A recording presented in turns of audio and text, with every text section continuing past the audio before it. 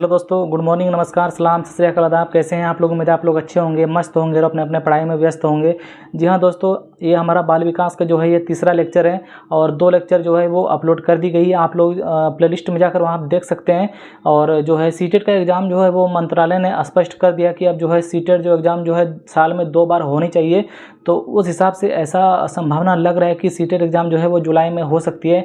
अगर एग्ज़ाम जुलाई में होगी तो वो जो है इस अप्रैल मंथ में जो उसका नोटिफिकेशन आ जाना चाहिए एग्ज़ाम का। तो उस हिसाब से अगर हम संभावना की बात करें तो जुलाई में एग्ज़ाम होने की संभावना लगभग है 60% संभावना है एग्ज़ाम जो जुलाई में होने की।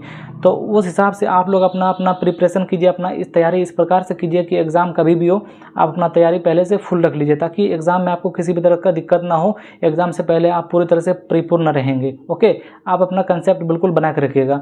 तो चलिए, आज हमारा यह तीसरा लेक्चर वीडियो है बाल विकास का और हम लोग यहाँ पर आज पढ़ने वाले हैं आनुवंशिकता और पर्यावरण के बारे में। आनुवंशिकता और पर्यावरण किसको कहते हैं और विकास का उस पर क्या प्रभाव पड़ता है, वो सभी चीज़ों के बारे में आज हम लोग इस वीडियो में जानने वाले हैं।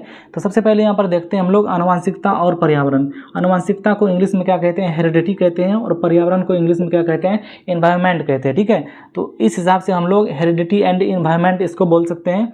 तो जैसा कि हम लोग जानते हैं कि आनुवंशिकता हम लोग किसको कहते हैं? आनुवंशिकता एक ऐसी चीज़ है जो पीढ़ी दर पीढ़ी चलते रहती है। यानी कि जैसे कि आपका माता पिता का गुण जिस प्रकार है, आपके दादा दादी का गुण जिस प्रकार है, तो उसका गुण जो बच्चे में आता है तो उसी को हम लोग क्या कहते हैं? आनुवंशिकता कहते हैं। आनुवंशिकता को इंग्लिश में हेरिडिटी कहते हैं। और पर्यावरण किसको कहते हैं? यानी पर्यावरण जो हमारे चारों तरफ से हमें जो घेरी हुई है उसको हम लोग पर्यावरण कहते हैं। आसपास का हमारा जो माहौल है उसको हम पर्यावरण कहते हैं। ठीक है, तो हम लोगों ने यहाँ पर समझ लिया कि आनुवंशिकता और पर्यावरण किसको कहते हैं।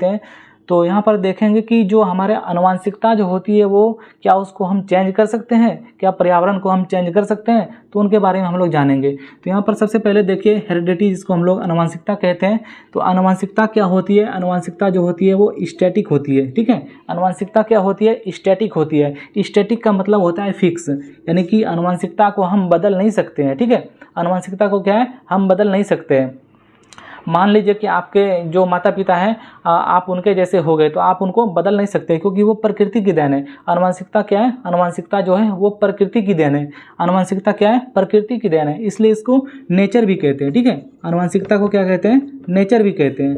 नेचर, इसको हिंदी में प्रकृति कहते हैं। यानी कि हम लोग नेचर को बिल्कुल भी बदल नहीं सकते हैं। ओके, हम लोग इन्वायरमेंट को बदल सकते हैं। इसलिए यहाँ पर क्या होता है? इन्वायरमेंट जो होता है वो डायनामिक होता है। डायनामिक मतलब चेंजेबल। ठीक है, डायनामिक मतलब चेंजेबल, यानी कि हम लोग पर्यावरण को बदल सकते हैं। हम जो है हम आसपास के माहौल को बदल सकते हैं, हम अपने आप को बदल सकते हैं, अपने वातावरण को बदल सकते हैं। लेकिन हम क्या है?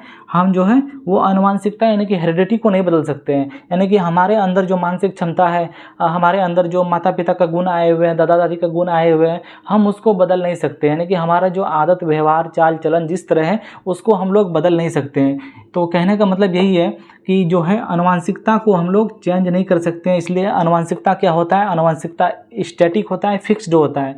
ठीक है, तो हम लोग अगर एग्जाम में ऐसा क्वेश्चन आ जाए स्टेटमेंट वाला, तो आप यहाँ पर देख सकते हैं बिल्कुल कि आनुवंशिकता क्या होता है। आनुवंशिकता जो होती है वो स्थिर होती है और पर्यावरण क्या होती है? पर्यावरण अस्थिर होती है, यानी कि इसको हम लोग चेंज कर सकते हैं। ओके, इसको हम लोग पर्यावरण को क्या होगा? पर्यावरण को हम लोग चेंज कर सकते हैं, अपने माहौल को बदल सकते हैं, अपने आसपास के वातावरण को हम लोग बदल सकते हैं। इसलिए पर्यावरण क्या होता है? पर्यावरण जो होता है डायनामिक होता है। तो यहाँ तक हम लोगों ने क्लियर कर लिया।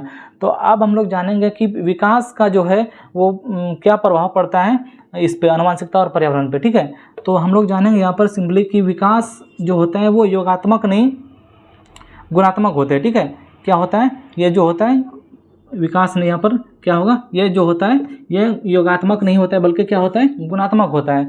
अब गुणात्मक कहने का मतलब क्या हुआ? यानी कि कहने का मतलब है कि विकास जो होता है वो इन 2 चीज़ों से मिलकर बना होता है। इन 2 चीज़ों से मिलकर बनने का तात्पर्य ये है कि विकास जो होता है वो पर्यावरण और आनुवंशिकता और पर्यावरण से मतलब योगात्मक रूप से नहीं बल्कि क्या होता है? गुणात्मक रूप से संबंध होता है। तो यह क्या हो जाएगा? ये वाला गलत हो जाएगा। हेरिडिटी प्लस इन्वायरमेंट नहीं होगा बल्कि क्या हो जाएगा?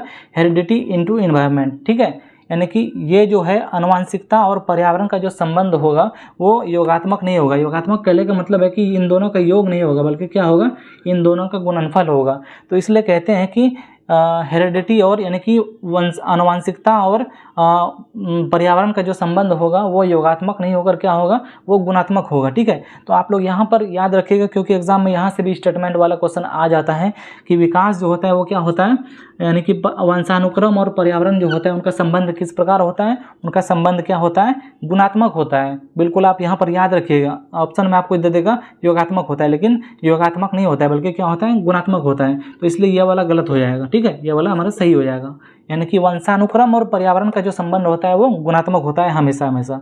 तो विकास किन दो चीज़ों से मिलकर बना होता है? विकास जो होता है वो इसमें दोनों का हिस्सेदारी होता है।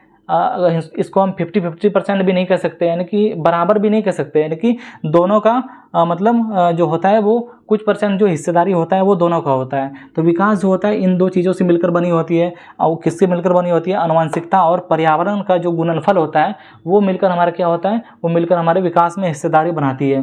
तो हम लोगों ने यहाँ पर पढ़ा पर्यावरण और आनुवंशिकता के बारे में पढ़ा हम लोगों ने।